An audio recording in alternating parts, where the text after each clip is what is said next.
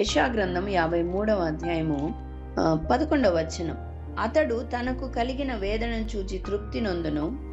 నీతిమంతుడైన నా సేవకుడు జనుల దోషములను భరించి తనకున్న అనుభవ జ్ఞానము చేత అనేకులను నిర్దోషులుగా చేయి. ఏం చేస్తా ఉన్నాడంట యేసయ్య? జనుల దోషములను భరించి, తాను తప్పు చేయకపోయినా భరిస్తున్నాడు.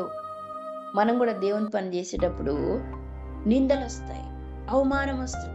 మనకు తెలుసు కదా, మత్తయి సువార్త 5వ అధ్యాయం 11లో ఉంటుంది అనుకుంటా. అబద్ధంగా వారు చెడ్డ మాటలెల్లా పలుకుతారు, అవన్నీ నువ్వు భరించు. సంతోషించండి, గంతులేయండి, మీ ఫలము పరలోకమందు అధికమవుతుంది అంటున్నాడు.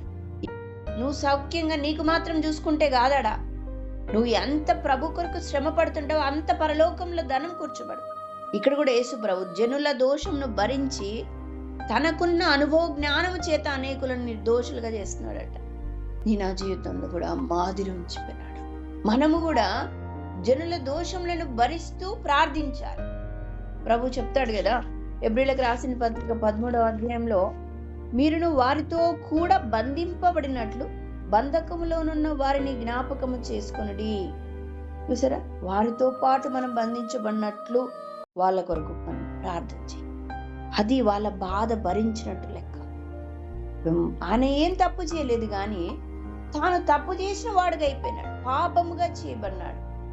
మన కొరకై క్రయం చెల్లించినాడు, శిక్ష అనుభవించినాడు. ఆయన హెబ్రీలకు రాసిన పత్రిక 4వ అధ్యాయం చెప్తాడు కదా, ఆయన మన బలహీనత యందు సహానుభవము కలిగిన వాడు. అన్నీ కలిగి ఉన్న ఆయన అన్నీ మన కొరకు విడిచి రిక్తుడుగా సెలవులో బలి అయినాడే. అన్నీ నీ కొరకు విడిచినాడే. నువ్వు పక్కనున్న సహోదరికి కొంచెం సమయం కేటాయించలేవా? కొంచెం శ్రమ పడలేవా? కొంచెం బాధ అనుభవించలేవా? కొంచెం కన్నీరు గార్చలేవా? కొంచెం మేలుకోలేవా? ప్రభు ఎంత నీ కొరకు చేసినాడు. కొంచెం చేయలేవా నీ సహోదరు? అంత శ్రమ, ఎంతవరకు శ్రమ అమ్మ? మరణం అయ్యే వరకు కూడా మనల్ని భరిస్తూ వచ్చినాడు. మనం కూడా అంటాడు, మొదటి యోహాను పత్రిక 3వ అధ్యాయంలో 16వ అధ్యాయం చివరిలో, మనము కూడా సహోదరుల నిమిత్తము మన ప్రాణములను పెట్ట బద్ధులమై ఉన్నాము. మన సంగతి కూడా అంతే. మన సహోదరుల కొరకు ఎంతవరకు ప్రయాసపడాలి?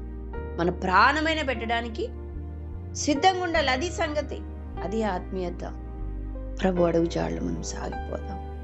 ప్రభు వలె, ప్రభుని పోలి, ప్రభుకి మహిమకరంగా ఈ లోకంలో జీవిస్తాం.